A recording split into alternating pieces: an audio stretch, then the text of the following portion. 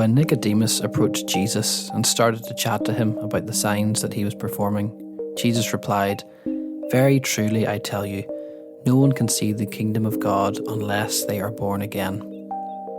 Now, I have read this chapter of the Gospel dozens of times, and each time, whether this be down to an evangelical repetition or just plain old bad reading, I saw this verse as one about the future, about how the kingdom of God might be one day visible when it arrives.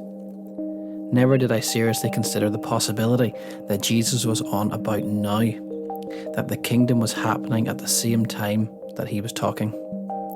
For most readers, this may not seem too controversial or even much of a stretch beyond their usual interpretation, but I came to this now blindingly obvious realization that Jesus places a special significance on sight, that it is seeing the kingdom that is promised to those who are born again. So there is some kind of connection between perception and salvation. So what? I think to understand this, we have to wonder how it is that we see that doesn't theologically cut the mustard and isn't habitually the crucial term here. The answer surely begins in the binary, in how when we see, we cut the world into two. Our worldviews tend to be founded and planted firmly in binary thinking, and we are aware that we do. Adam and Eve existed, as the story goes, before humans even had the knowledge of good and evil. This was a life before the binary. The decision to eat of the tree was not some clear-minded decision to become like God, but was a total capitulation to be prisoners to dualistic thinking.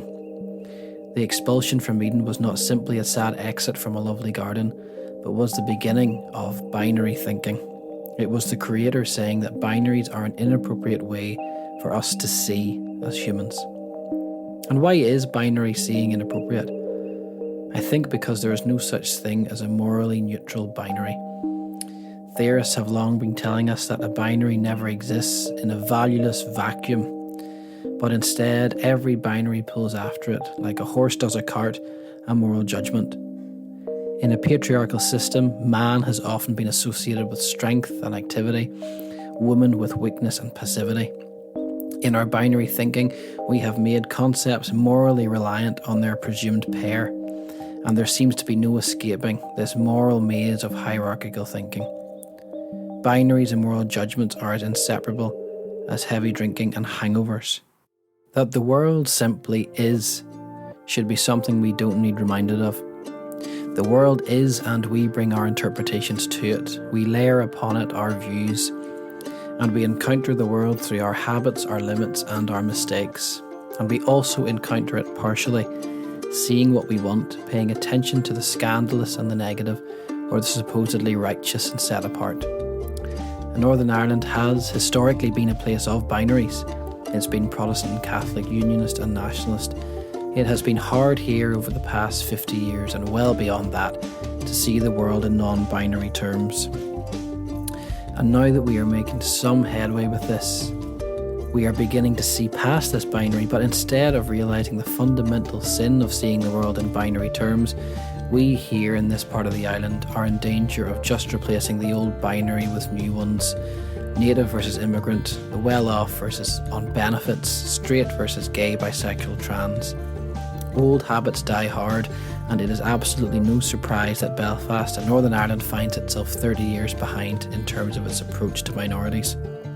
We were so used to defining ourselves against our opposite that we continue to find our identity in opposition.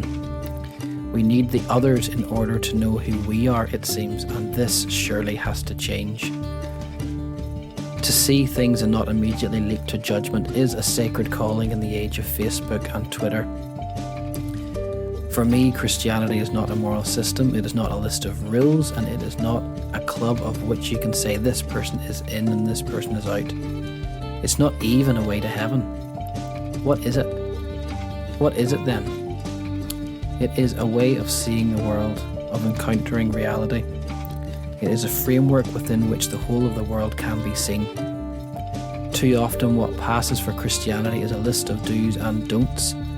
This is not only reductive, it is just boring. Jesus took on, or so the story goes, human flesh and blood and lived, talked and laughed and listened and died. The scandalous truth of the Christian faith is that the world was seen fit to host God, that the human body was fit to house divinity itself. A theology for this place has its beginnings in unpacking just how radical this is. And if our Christianity is more concerned with defining ourselves against the other than it is with reaching out to touch and to speak with the other, then it isn't worth the name. And if your Christianity is more concerned with saving face than it is with taking on the role of the servant, then it isn't worth the name. And if our Christianity is more concerned with what someone does in their bedroom than it is with ensuring that gay, bisexual, trans person gets an open-armed and unqualified welcome, then it isn't worth the name. And if our Christianity is more concerned with trying to explain the moral feelings of a poor person than it is with looking at the systemic sinfulness of our current economic situation, then it isn't worth the name. What I am kind of preaching here is classic Reformed Christianity, a theology of grace. And in the absence of being sure that I am right about everything, Christians ought to err on the side of grace. Always grace. Christianity was born, to borrow from Foy Vance, from an indiscriminate act of kindness. And our only job is to pass on acts of kindness that are, by nature, indiscriminate. We are not under any instructions to save people from on high. Theology teaches us that it is grace that does the saving. We only perform as much as we can indiscriminate acts of kindness. So our prayer for our city and our country and our island is that it scandalizes those who watch it by its acts of ridiculous, indiscriminate kindness.